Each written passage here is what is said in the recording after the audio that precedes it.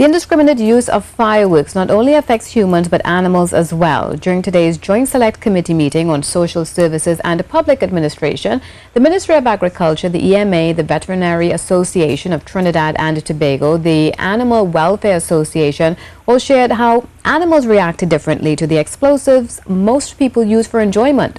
Mahalia Joseph has more. President of the TNT Veterinary Association, Dr. Nicholas Mackenzie, said there has been an increase in firework-related injuries in dogs and cats in recent time. The most common complaint that we get is one of distress and fear and anxiety. And I know this personally with my own dogs. Secondly, we see physical injury to animals as they try to escape.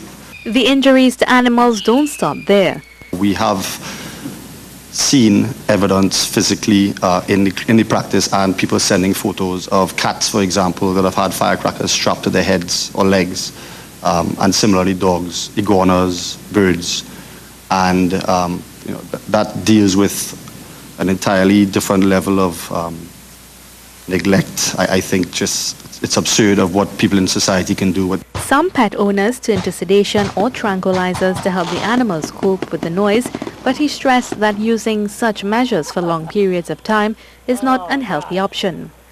But can the Environmental Management Authority possibly step in to curb the noise levels explosives cause? According to legislation, the EMA deals with static noise, not mobile sources.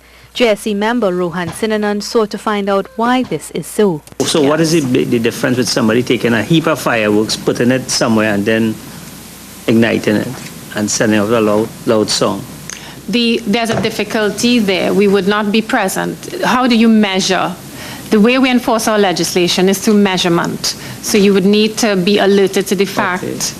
But couldn't the EMA, when someone applies for a license to bring in firework, couldn't the EMA then liaise with the ministry or the authority that approves that license to say, look, because you can measure the noise emittance from at the size of a canister of fireworks.